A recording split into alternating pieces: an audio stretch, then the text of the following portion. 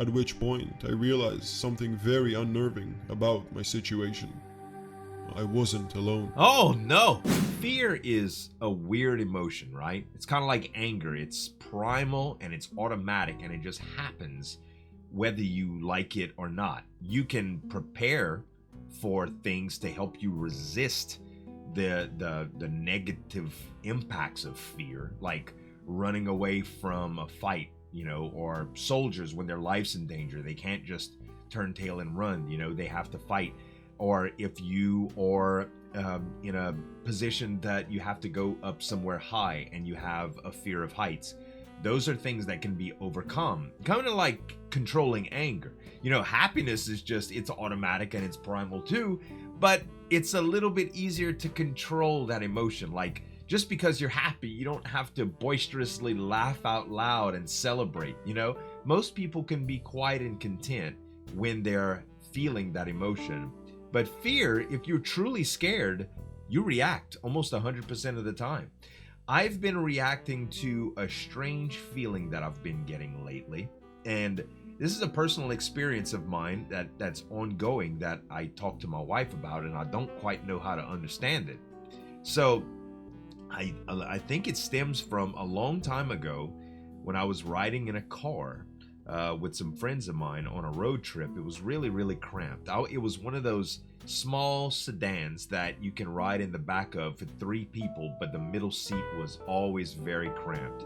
And I was in such a vehicle on a long trip, and I got really irritated.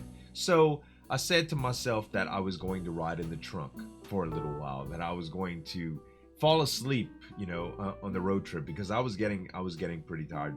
And when I got in the trunk, it was roomy enough to shuffle around, but not real spacious. You couldn't just move your arms about however you liked. And I ended up falling asleep in the trunk, but waking up in a state of panic because I was cramped a little bit. Like I couldn't move. And I remember using all of my force and yelling to alert the people in the back seat that I was ready to get out. I was tapping on the back seats. How the back seats fold in and you can access the trunk from inside the car? That was me. Anyway, they opened up the trunk and got me out and stuff like that. And it was a very short spurt of how I felt, but I remember slightly panicking, and I had never felt that before in my entire life. Naturally, I was never kind of in that situation. How many times do you sleep in a trunk in your life? But I remember feeling that. So nowadays, I have a little bit of a shoulder injury, okay? Maybe it was from working out or something like that. I don't know. It's not been diagnosed, but my shoulder has pain in it, ongoing. Maybe it's just my age or whatever, but every once in a while, I sleep on it a little bit wrong. I also sleep with a weighted blanket sometimes, and every once in a while, subconsciously, I know that I'm restricted. And y'all, it's weird. Like I react immediately. As soon as I feel that emotion, I react. I want to move my arms and get them out of that cramped feeling. If my arm is asleep for some reason, I frantically try to wake it up to where I just don't want to feel like that anymore. It's the strangest thing. I would say it's claustrophobia, but it's not claustrophobia because it's such a strange predicament that I know I can get loose. It's just a matter of wanting to do it immediately as soon as I feel that. And I think it has a little bit to do with my shoulder injury, because when I feel like I can't move or restrain, then I feel that weakness, that I guess that lack of the ability to move it like I used to, the lack of strength that I used to have. It kind of sends my mind into a panic state. Not extreme, but it's so weird that I'm developing something as we speak that's sort of like a fear. I don't even know who to see about something like that, or if it's just something that I'm gonna have to live with.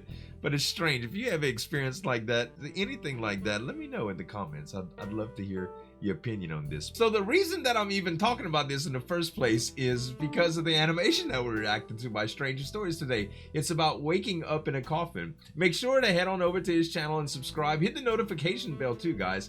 And if you like reaction videos, make sure to subscribe to this channel as well. Let's get into the animation. I was 14 the first time I woke up in a coffin. Real creepy one too, A seemingly random assortment of rotting wood. haphazardly fashioned to form a roughly box-like shape, a poor man's final resting place. Is there any coffins that aren't creepy? But yeah, I guess a pine box would definitely be scarier than a cushioned, nice coffin. Those coffins kind of come decked out. If you've been to any funerals lately, that you might have noticed. Think about all the cushioning inside and the velvety and silky textures that the bodies are placed in, and they're pretty comfortable considering the comfort level of what's needed, you know? I guess the dead don't care though. Right. You could be buried in the Taj Mahal, but you'd still be dead. Yeah. But I wasn't. Oh. I was very much alive. Right. And let me tell you, I freaked out. I guess so. Kicked and screamed and punched until I collapsed in exhaustion. At which point I realized something very unnerving about my situation. I wasn't alone. Oh no! I mean, sure, normally you'd expect some manner of earthly remains when you pop out the lid, you know?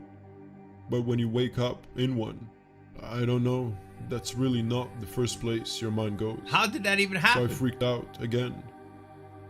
Corpse was in a terrible state. 10 to 15 years of decomposition in a poorly sealed box. That shit is vile as hell. Oh, I guess so. Those juices, you know, corpse juices. Juices! Liquefied human filth. Really not something you'd want to wake up next. You know, Stranger Stories, he has a little bit of shock value in a lot of his stories, right? He does. And these twisted endings that he puts on sometime,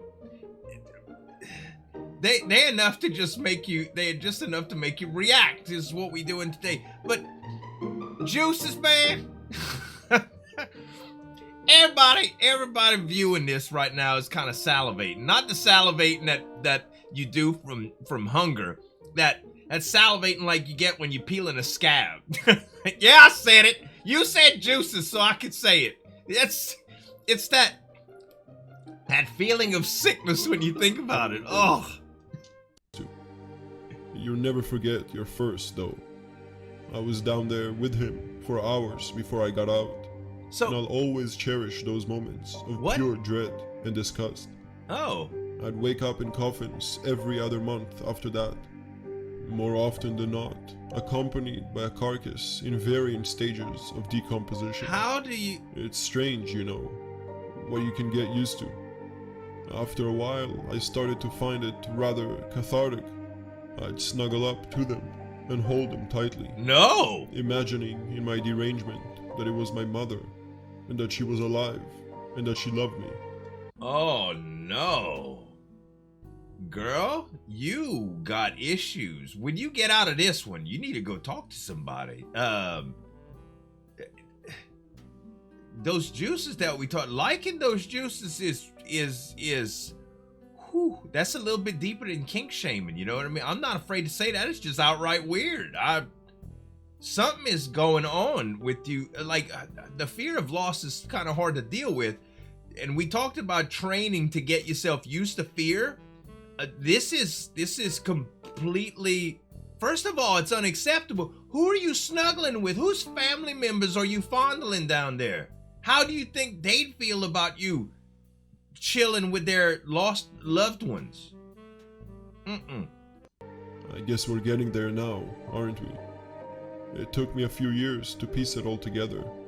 How I got into those coffins, and maybe more interestingly, why I got into those coffins. Abandonment issues. So dull, am I right?